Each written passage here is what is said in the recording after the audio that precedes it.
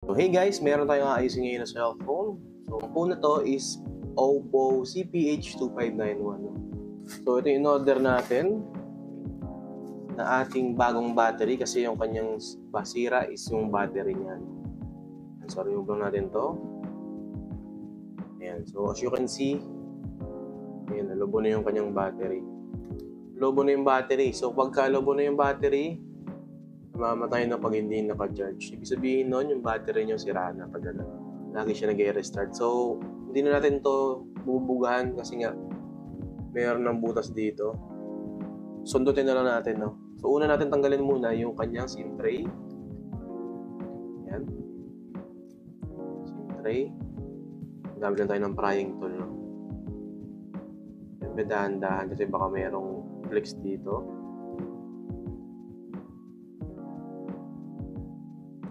Parang may yan, as you can see, plastic yung mili natin para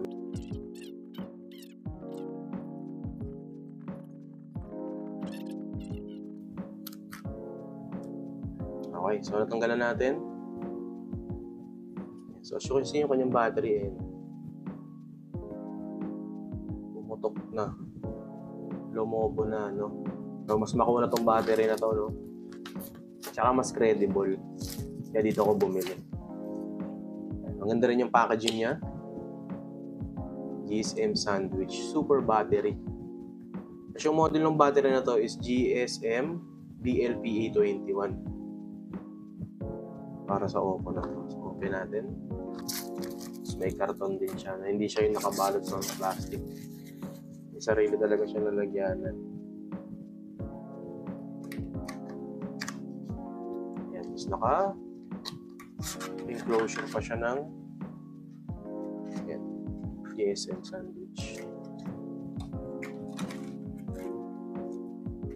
Ito, meron din siyang libreng adhesive para sa battery connection sa likod dyan. Kinakabit dyan dito. Para pag ibabalik natin dito sa likod, may pandikit tayo na. So, gilid muna natin to, tsaka to. And then, okay na yung battery natin. So, next ano natin dito, open na natin yung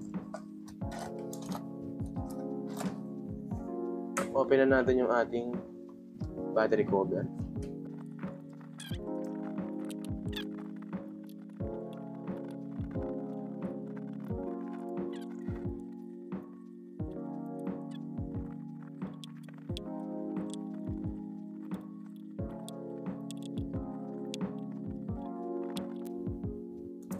Ayan. So, natanggalin natin yung mga screws natin dito.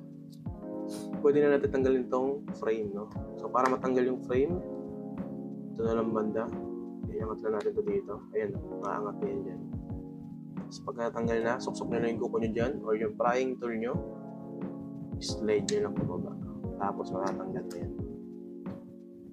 Ayan. Dahan-dahan lang ako. Ayan. Itong taas. Sabihin nyo lang. Ayan. So, natanggalan natin yung ating frame. Angat nyo lang.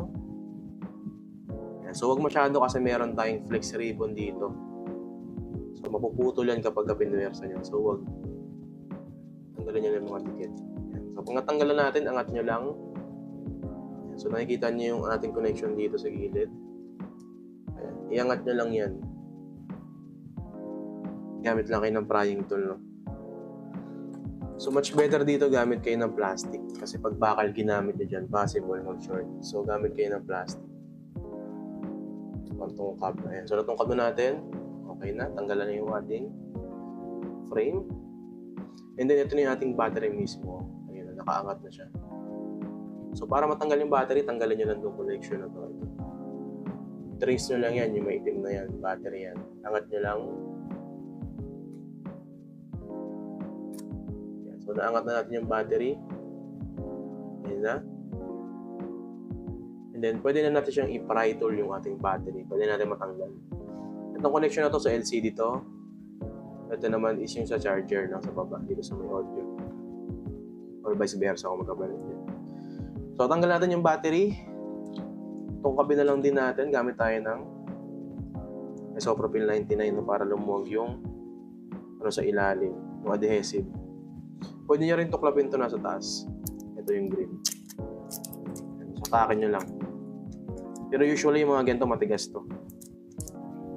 Ayan ang tigas. Gamitan natin ng ano. Isopropyl.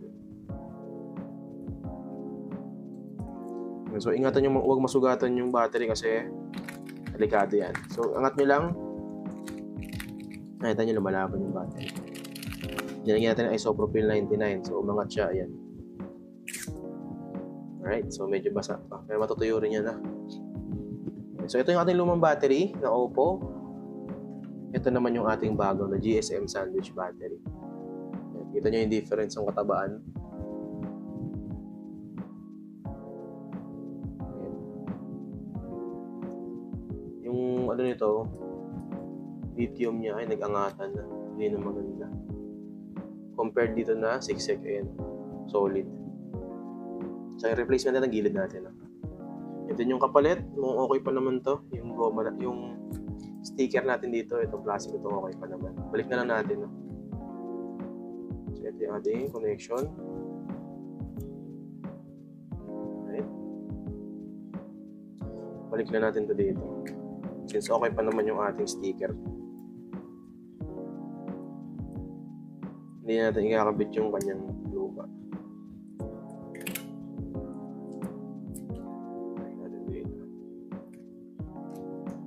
Yan. So, pasok pa naman, no?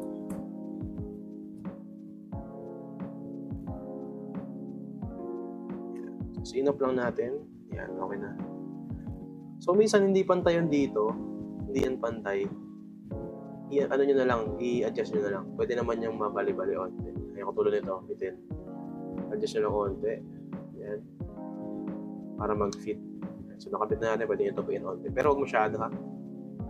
Yan. So, okay na. Nag-fit na natin. Open natin yung ating phone. Gumagana, no? So, gumana na yung ating battery. Yan. Check natin kapag ka-online. Balik na natin yung ating frame, tsaka yung back cover. So dito, okay na. Balik na natin to. Functioning well naman yung ating battery. Dumiretso naman. Tagalin na natin to. Ano na eh. Yes na eh.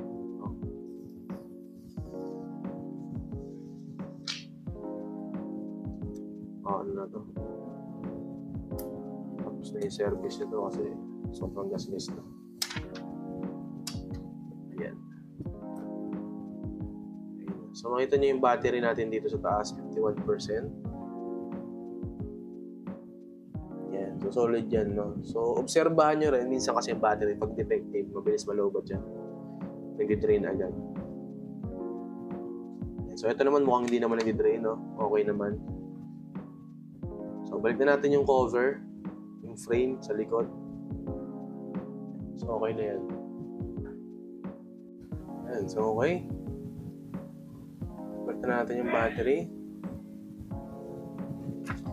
Ito yung luma niya. Protector na. Okay na guys.